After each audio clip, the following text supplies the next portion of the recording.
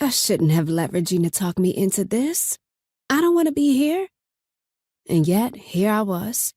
I hadn't unpacked my bags, and I barely had time to shower away the memory of my awful flight before my new roommate dragged me out the door, insisting that I needed to have a little fun.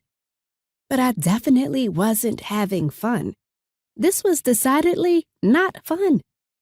I'm sure Regina had good intentions when she invited me out. If my new roommate was fresh off of a breakup with her boyfriend of 8 years, I would want to show her a good time too. What I wouldn't do is invite along my boyfriend, essentially forcing her to watch their lovey-dovey antics. I just want to crawl in the bed and sleep until it's time to start my job. Excusing myself from the table, I made my way into the nearly empty bathroom and then pulled the phone from my purse. My eyes narrowed as I read the screen. Michael. I shook away the tension that crept up the back of my shoulders at the thought of him. Forget about him. Isn't that what this entire move was about? A new start? Please stop contacting me, I sent, even though I knew the message would be ignored. I forced a smile in the mirror, pulled my thick mass of black curls to one side and stood up straighter. I wasn't an uncertain, insecure little girl anymore. I left that behind in Chicago. At 25, I was a grown woman, starting a new life. But you didn't hesitate to deposit that check your daddy wrote to cover your expenses for a year. My posture deflated. I couldn't very well be Miss Independent, with my father footing the bill. I made a mental note to start a separate account as soon as I got my first check, then washed my hands and headed to the bar.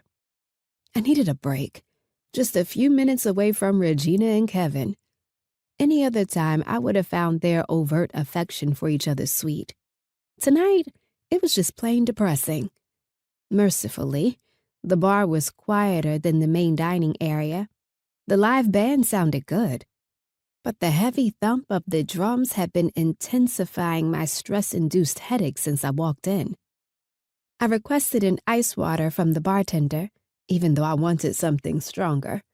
I quickly drained it and asked for another, slipping him a $10 bill so that he wouldn't feel like I was wasting his time. I hope that's water. Even in the warmth of the lounge, the stranger's deep voice made goosebumps rush to the surface of my skin.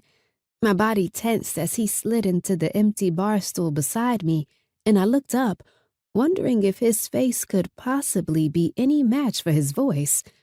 Oh my, he is gorgeous. Michael who? I had a strong urge to shove my fingers into the lush facial hair sprinkled along the bottom of his face, camouflaging a strong jawline, high cheekbones, and smooth copper-brown skin. I nearly laughed at myself. I wasn't that girl.